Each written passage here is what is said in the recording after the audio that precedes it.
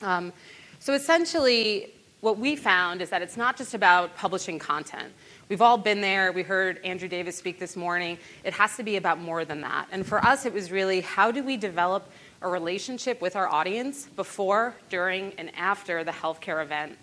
And what we'll get to today with The Well, which is our digital storytelling platform, is really how we built our strategy around key moments in a consumer's life, when they would need a hospital or when they would not need it, but we would be there in those moments. So we're going to go through our story today in a couple of different chapters. First, Andrew's going to walk us through the health scare economy and kind of level set where we are with content as a whole in healthcare. Spoiler alert, it is a little bit scary. Our vision, mission, how we developed the strategy for The Well, and obviously how we're building our audience and thinking about developing it on a daily basis with a lot of hyper-local campaigns. Yeah, so as Gina alluded to, we're here to talk about the health scare economy, and it's even worse out there than that pun is on that screen. So we talked about at the very beginning of the strategy development process, how could we really fit in and play a meaningful role in the lives of consumers as they navigate their own health and their own wellness experiences. And it's one that I think we can all relate to. It starts something like this. You're sitting on your couch, you're watching TV, you're looking at your phone, you get a tickle in your throat, and all of a sudden you're coughing, and then you're Googling. You're Googling, could my cough be cancer, pneumonia, allergies, acid reflux, heart-related hay fever, asthma, lung cancer, from mold, from bronchitis? Could it be the end? That really is the state of healthcare content right now. Anytime you Google any symptom, it leads you probably to the path of worse possibilities. And I think that there's something to that, right? It's this rabbit hole that turns us all into hypochondriacs anytime we have something wrong. And we don't want to blame Google, we don't want to blame WebMD, but there is an ecosystem around and out there that really capitalizes on your anxiety versus quelling it. There's a lot of people doing a lot of searches. We're very rich in questions, and we're very poor on answers. And anytime there's a void of information, where we're poor on answers, where there's not real authority in a space, people come in like this. People with special interests, like the anti-vax movement, who are creating a lot of content telling people, hey, don't vaccine your children. I know this has been around for a long time, but it's actually bad. So misinformation and fake news. I don't know if you guys have heard that, but it's a little bit of an aberration right now in the media landscape. Then you have people like Gwyneth Paltrow coming in and Goopifying the whole space. Have you guys heard of Goop, the website? Goop is so non-factual that they were going to be acquired by Condé Nast, and Condé Nast said, we'll acquire you, but you have to start fact-checking your information. And that was a deal breaker. It just goes to kind of show that people aren't there, they're out there kind of like Gwyneth Paltrow, who would have thought this whenever she was killing it in Royal Tenenbaums, that she'd become like, the modern-day version of the snake oil salesman.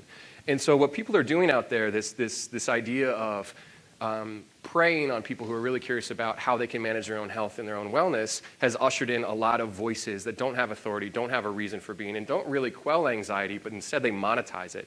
And we thought that was a real problem that we could probably address. We also looked at what other healthcare companies are doing. There's a lot of great efforts in the healthcare space, but a lot of them fall victim of one of the following few things. One is it's a little bit too stock image heavy. It's a little bit too sanitized, a little bit too clean. It downplays the anxiety. It downplays the emotional angle of things. I think the best way to sum it up is nobody smiles when they're getting a colonoscopy, but you wouldn't you wouldn't know that if you were looking for Google image search for pictures of that type of thing, if that's your interest. But the point here is that there's really a gap here. It's like we're in the information age. There's the internet. We all have access to information at any given moment, supercomputers in our pockets. More content than ever before is being generated about health and about wellness, but people are reporting more stress than ever before. So whenever we did our investigation into what the opportunity lied ahead for Northwell Health and what ended up being The Well, we called this the stress gap. And Mind the Stress Gap, it's a UK thing, right? Mind the Gap? Anyway, he says it every day. But the whole point here is that there's more information, but there's also more anxiety and there's more stress about managing that information. And so while healthcare systems are kind of downplaying it, making it too jargony, making it too clinical, making it too bullet points with no emotion, and media companies are trying to monetize it through getting you to click through 30 different slides in a slideshow, getting you to fill out a lead gen form, all of these different things, nobody's really trying to solve the stress and the anxiety that people are feeling out there. They're trying to make money off of it. And we thought, there's got to be a better way. Right, Gina? Isn't that what we thought? Absolutely, we did.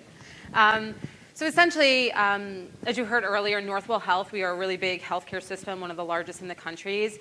And when you look at the impact that someone like Gwyneth Paltrow is having, or Jenny McCarthy from the anti-vaccine movement era, we have a real responsibility here.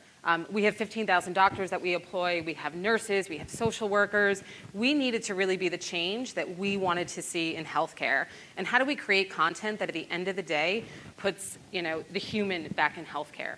Healthcare is the most personal experience that you're going to go through. And when you look at, some of the other sites or you start Googling, it's some of the most impersonal content that you will see out there.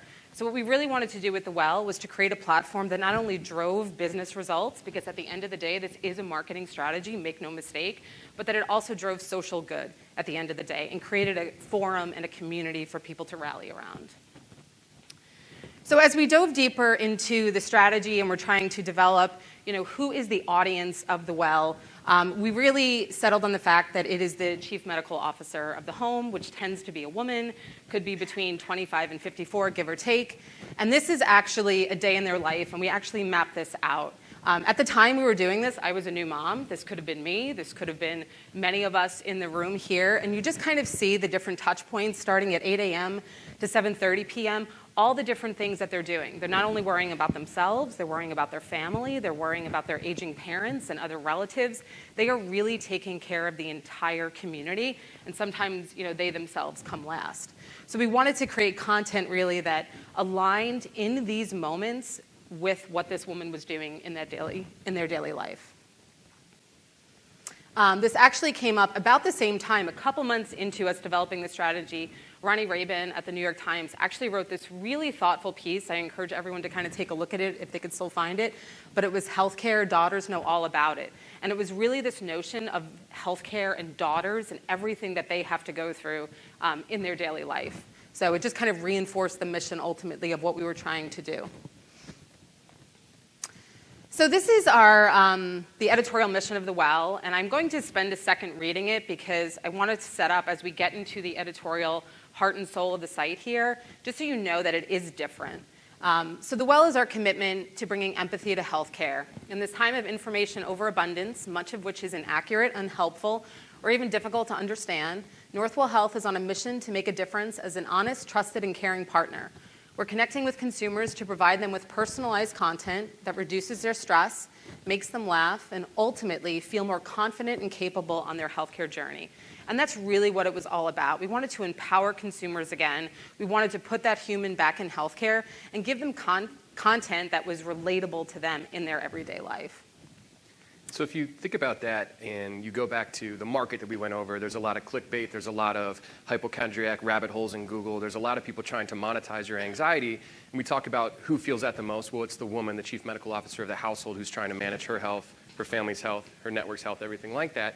And we have this aspirational mission. We say, okay, so where does the rubber meet the road? Where can we really build a content marketing strategy that is designed to reach people at what we call the occasions of relevance, where we can be relevant as a hospital system in their day-to-day lives? And so what we did was we took some data from the Katz Institute for Women's Health, which is a Northwell institution, where they had spent years and years documenting the big and the small and the middle-sized problems of women in the community, what they were looking for, what their stressors were, and everything like that. We paired that with social and search data, as well as some customer journey mapping to say, like, as people are managing their own health, what are the occasions where we can actually be relevant? And so this slide sort of serves as like a placemat for how we did all of our content planning, where we said nobody's life exists in a linear line. People talk about the funnel being dead. The healthcare journey isn't a straight line. It's not an expected journey. Sometimes there are milestones that you hit that you could expect, but a lot of times it's things that knock you out of your socks.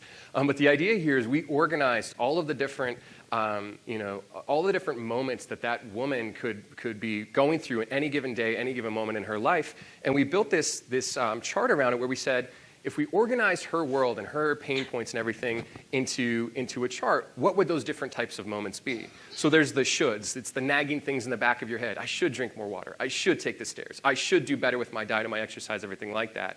Or the routine. Hey, I'm hitting a certain age. I have a certain procedure that always happens at that certain age. It's routine, it's scheduled, but it's a big moment in my life. right? Or the obsessions, when all of a sudden everybody's talking about vaccines, or talking about, the cinnamon challenge, or they're talking about a water cooler topic that everybody in the community seems to be talking about. That triggers another occasion where people are going to be thinking about their health and wellness, which is an opportunity for Northwell Health. And then, of course, the extreme, the life-changing moments, an unexpected diagnosis, something happens to a loved one, a Tuesday morning where you wake up and your entire life has changed because of your doctor's appointment. So we really wanted to organize around these 4 different types of moments. It's important in the conversion aspect of things, it's important to note that this isn't perfect, but it's a practical model. This allowed us to plan streams of content where we could be relevant to those people in those moments and have not only content that served their need, but a next step that they could take with Northwell to pay off on what Gina was saying, the business rationale for this mission of social good. So if we think about it like, what are those moments? It's the shoulds. It's the women in Brownsville potentially that know that they need to do more with their own health because they're in a tough neighborhood in New York and they've got some really tough social determinant factors playing against them, and their odds of being healthy or their odds of living long are very tough. So what is this group of women going to do about it? Can the well serve a role in helping to connect them and empower them to inspire other people? It's the woman who's raising a kid with autism and knowing that at age 18, he sort of ages out of all the treatment that he can get as an autistic child. He's got to be an adult, and she knows that moment's coming, but it's still extremely stressful because she knows that her son is never going to be the type of typical adult that she thought he was going to be whenever she was excited about having a baby. It's the mother of a teenage daughter who is wondering, like, should my teen be on social media? My teen has all these strange questions, these strange Google searches that I see in her history. How can I be a better mother? How can I help her navigate? How can I help my daughter become a better woman and avoid some of the pitfalls of bad health that teens might be running into? And it's women like Jen Rosenbaum, who we'll get into a little bit later, is a boudoir photographer who got a breast cancer diagnosis. So all of these moments, whether they're back of our head, we should do this, whether they're routines that we can expect, whether they're obsessions that everyone is talking about, whether they're extreme life-changing moments, our goal was to be there and have something meaningful and offer guidance and a next step in each one of those moments. And that's what we really built around. So if you think about that map that we just shared, marketing to moments, that's identifying our moments of relevance, our moments of truth, as Gina calls them, where we can play a meaningful role. But it's not just about showing up with content marketing. It's about showing up with editorial value. And so what we wanted to share with you quickly to get to the editorial soul of this site is the frameworks and the content series that we developed that add pop culture appeal to those moments. So it's not just showing up with, if you think about data shows you where the opportunity is, creative is what allows you to maximize that opportunity. Mm-hmm. So this is our way, and we'll just do a quick walkthrough of how we translated opportunities in those moments into pop culture, editorially sound content series. So True Story is essentially almost like a story behind a story, going into that, if you think about a patient story, but it's much more of that raw emotional experience of what someone might be going through. So you'll see here on the left just a ton of different examples of ones that we've done, and then this is where we break Jen out, right? So Jen, who Andrew mentioned before, this is how we actually found Jen initially. So Jen was doing Facebook Live. She had just been diagnosed with breast cancer. I don't think she was quite 40. I think she was about 38 years old, had 2 kids, lived on Long Island where Northwell Health is headquartered. It was before the well was even launched, and someone in our community, or someone that works in Northwell, lived in the same community they did. There's a Facebook Moms group, and they saw that she was Facebook Living, blogging her experience about what it was like to be diagnosed with breast cancer and all the emotions and everything else that she was going through as she was thinking about getting a mastectomy and reconstruction and everything else. So we reached out to her and we said, hey, we're Northwell Health. We're launching a platform. It's not live yet, but we would love to know if you would like to be part of what we're doing here and share your story with us.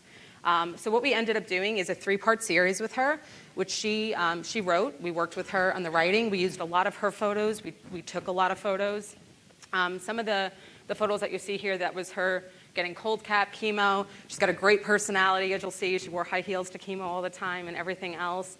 And there's some really personal and raw photos in here that you don't typically see healthcare sites doing. I think when we think about breast cancer, we think about the pink ribbon, we think about the walks, we think about everything else that someone is going through, and we think about the recovery and the success. There is so much emotion in here. This 3-part series actually won an award this year for Best Content Series. And I encourage everyone to take a look at it. If you go to the well today, which we'll share the link, it is up there now, and you can see it. But it's just really raw and emotional. We showed some photos that we didn't want to show here today, but on the site. where she doesn't have her breasts, where we see the scars, we see everything that goes into reconstruction, and it's just really raw and emotional and beautiful. And the other thing I want to point out about Jen, she's actually not our patient. She actually goes to a competing hospital. And when we had that conversation with our internal team, do we still share this story? We said absolutely. And there was some reservation. There was, do we do this, don't we do this? Because at the end of the day, the story wasn't about where she got treated. It wasn't about, we have the best cancer program, come here to see us. It was about, what is she as a woman going through right now? What are those experiences? What is it that she is feeling? And that's what we wanted to focus on. And that's why it's on the site. We never talked about the hospital or anything else. And some of the comments that we saw on this story were so beautiful. And actually, there were a lot of comments from men saying, my wife is going through this now. Now I know how to talk to her. Now I know what she is going through. So we continue to feature people who are not our patients on there. We think it makes our site stronger, and it's just another way to kind of build community.